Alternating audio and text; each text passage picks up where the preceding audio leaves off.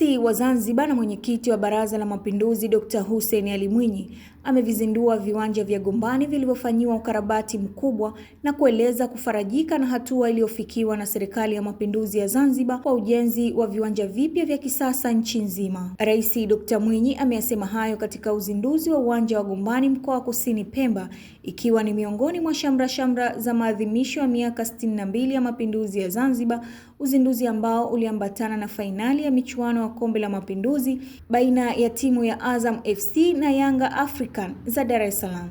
Mimi nataka nipongeze sana juhudi za serikali tulipofikia hapa katika viwanja vya kimataifa katika nchi yetu, iwe vya wilaya, iwe vya mikoa, iwe hivi vikubwa vya Amani na hapa Gombani.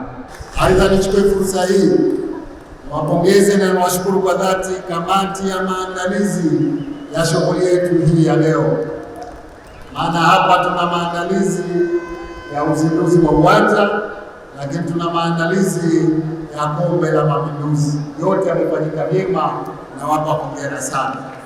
Aidha, Rais Dr. Mwinyi amewapongeza wadhamini wote wa michuano ya Kombe la Mapinduzi wakiongozwa na mdhamini mkuu wa benki ya NMB kwa kufanikisha michuano hiyo maalum kwa ajili ya kuyaenzi mapinduzi ya Zanzibar. Napenda nichukue fursa hii kutoa shukrani zangu za dhati kwenu wananchi wa Pemba kwa kujitokeza kwa wingi kwenye ufunguzi rasmi wa uwanja wa Gombani mpya na vile vile kuja kushuhudia mchezo wa fainali wa Mapinduzi Cup. Nimefurahi mno kwamba leo tunafanya kazi mbili, tukiwa tunaadhimisha miaka 62 ya mapinduzi matukufu. Tumekuja kufungua rasmi uwanja wetu huu ambao kwa kweli umependeza, ni mzuri mno wa kimataifa kabisa. Lakini vile vile tumekuja kushuhudia fainali ya Kombe la Mapinduzi Cup.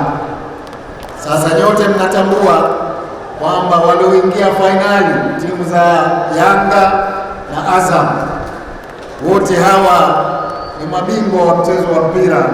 Kwa hivyo leo bila shaka tutakuwa tuna burudani ya kutosha hapa.